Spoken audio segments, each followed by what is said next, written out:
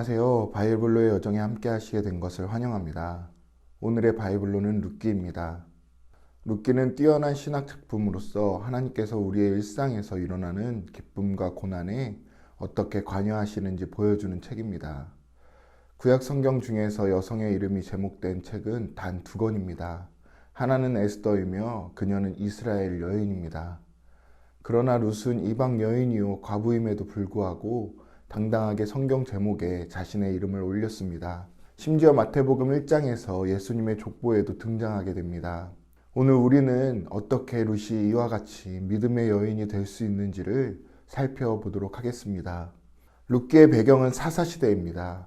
사사기 21장 25절에 이스라엘의 왕이 없으므로 사람이 각기 자기의 소견에 옳은 대로 행하였더라 라고 말씀하시는 것처럼 암흑과 무질서, 부도덕, 영적 혼란의 시기였습니다. 하지만 룻기에는 단 한 명의 악인도 등장하지 않습니다. 나오미와 룻과 보아스, 이들 모두가 선한 행동을 합니다. 죄악된 시기에 보석 같은 이들의 이야기가 바로 룻기라고 할 수 있습니다. 룻기의 주요 등장인물은 과부, 나오미, 모압 여인 룻, 그리고 이스라엘 농부 보아스입니다. 그 중에서도 룻은 이스라엘 여인이 아니라 이방 여인이며 더군다나 과부입니다. 구약에서 고아, 객, 과부는 이스라엘 백성들의 자비와 동정에 의해서만 생존할 수 있는 사회적 약자를 대표하는 전형적인 자들입니다. 더구나 룻은 늙은 과부인 시므를 모셔야 하는 최악의 조건을 지녔는데 그녀는 이 모든 것을 스스로 감당하기로 자원합니다. 그녀는 앞으로 펼쳐질 삶에 대해 인간적이고 현실적인 계산을 하지 않습니다. 그 과정에서 그녀는 룻기 1장 16절에 어머니의 백성이 나의 백성이 되고 어머니의 하나님이 나의 하나님이 되시리니 라는 유명한 말을 남기기도 했습니다.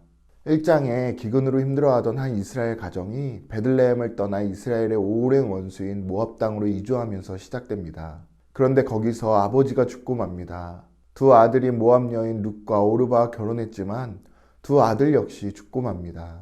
이제 남은 사람은 오직 나오미와 그녀의 두 며느리뿐입니다. 더 이상 모압에 남을 이유가 없어진 나오미는 이방인 과부로서 이스라엘에 사는 게 얼마나 힘든지 알기 때문에 며느리들에게 모압에 남으라고 강권합니다. 하지만 룻은 나오미에게 놀랄 만한 신실함을 보입니다. 2장에서 룻이 이삭을 죽게 된 곳은 보아스라는 남자의 밭이었는데 그는 나오미의 친척이었습니다. 보아스는 이방인이자 이민자인 룻이 자기 밭에서 이삭을 줍도록 특별한 배려를 해줍니다. 보아스의 행동은 율법에 기록된 대로 이방인과 가난한 자를 환대하라는 말씀에 순종한 것이었습니다. 룻이 돌아와서 나오미에게 보아스를 만났다고 말하자 보아스가 그들 가문에 기업을 물을 자라고 알려줍니다.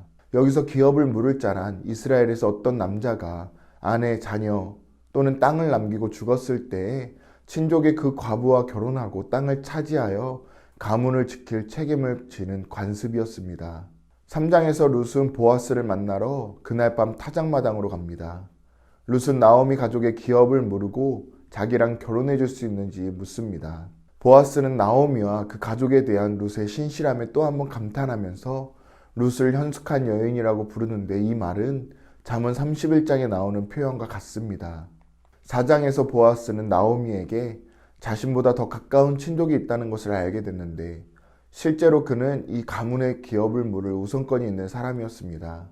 그러나 이 사람은 이를 거절합니다. 하지만 보아스는 룻의 참 모습을 알기에 나오미 가문의 소유를 승계하고 룻과 결혼합니다. 마치 처음에 룻이 나오미에게 신실했듯이 이제 보아스도 그들에게 신실함을 보여줍니다. 이야기가 결론에 이르자 1장의 모든 비극이 반전이 됩니다. 남편과 두 아들의 죽음이 바뀌어 룻이 재혼하여 새로운 아들을 낳아 나오미는 기쁨을 회복합니다. 룻기에선 하나님에 대한 언급이 거의 없다는 것입니다. 물론 등장인물들이 하나님에 대해 가끔 말하긴 하지만 룻기의 저자는 한 번도 하나님이 하시는 일을 직접 언급하지 않습니다. 대신 하나님의 섭리가 모든 장면 뒤에서 인물들의 상황과 선택을 통해 이야기를 엮어 가십니다.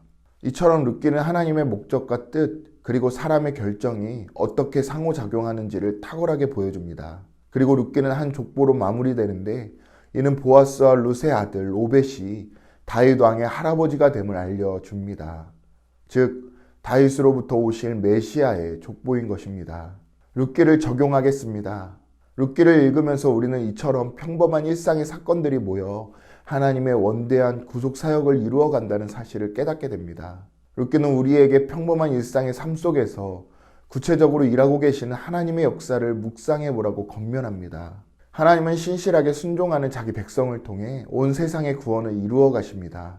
그러므로 오늘 우리도 우리의 일상 속에 여러 가지 고난과 어려움이 있다고 해서 낙심하지 마시기 바랍니다. 우리의 일상 생활 속에서 하나님의 섭리를 믿고 작은 일에 충성하시기 바랍니다. 그리고 지금도 구원을 이루어 가시는 하나님을 믿고 순종하는 자를 통해 역사하시는 하나님을 믿고 우리에게 주어진 사명과 주를 경외하는 일을 신실하게 해 나가시기를 바랍니다. 우리 룻기를 읽으면서 하나님의 구속 사역을 깨달으시고 하나님의 섭리를 깨달으시고 하나님의 역사하심을 깨닫고 믿음으로 나아가시는 저와 성도님들 다 되시기를 바랍니다.